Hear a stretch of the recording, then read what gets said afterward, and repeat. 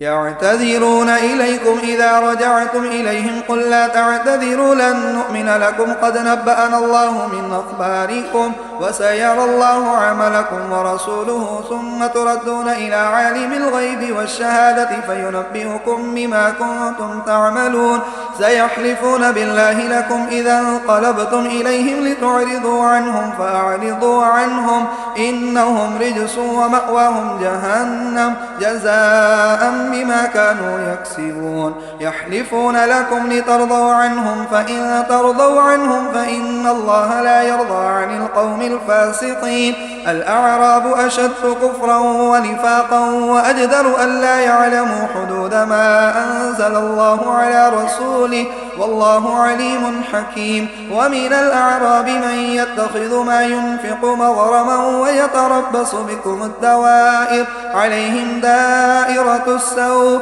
والله سميع عليم ومن الأعراب من يؤمن بالله واليوم الآخر ويتخذ ما ينفق قربات عند الله وصلوات الرسول ألا إنها قربة لهم سيدخلهم الله في رحمته إن الله غفور رحيم والسابقون الأولون من المهاجرين والأنصار والذين اتبعوهم بإحسان رضي الله عنهم ورضوا عنه وأعد لهم جنات تجري تحتها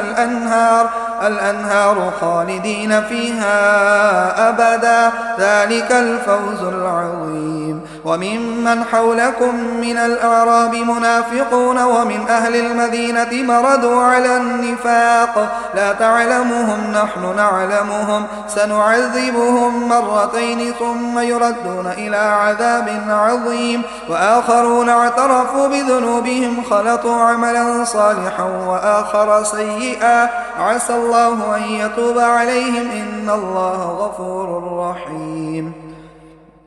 خذ من أموالهم صدقة تطهرهم وتزكيهم بها وصل عليهم إن صلاتك سكن لهم والله سميع عليم ألم يعلموا أن الله هو يقبل التوبة عن عباده ويأخذ الصدقات وأن الله هو التواب الرحيم وقل اعملوا فسيرى الله عملكم ورسوله والمؤمنون وستردون إلى عالم الغيب والشهادة فينبئكم بما كنتم تعملون وآخرون مرجون لأمر الله إما يعذبهم وإما يتوب عليهم والله عليم حكيم والذين اتخذوا مسجدا ضرارا وكفرا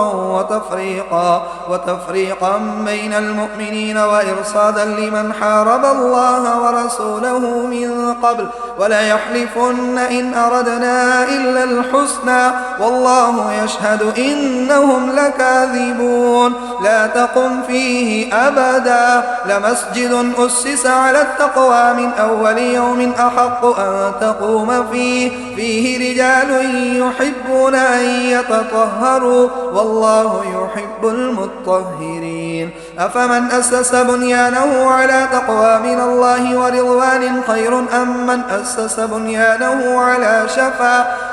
شفا جرف هار فانهار به في نار جهنم والله لا يهدي القوم الظالمين لا يزال بنيانهم الذي بنوا ريبة في قلوبهم إلا أن تقطع قلوبهم والله عليم حكيم.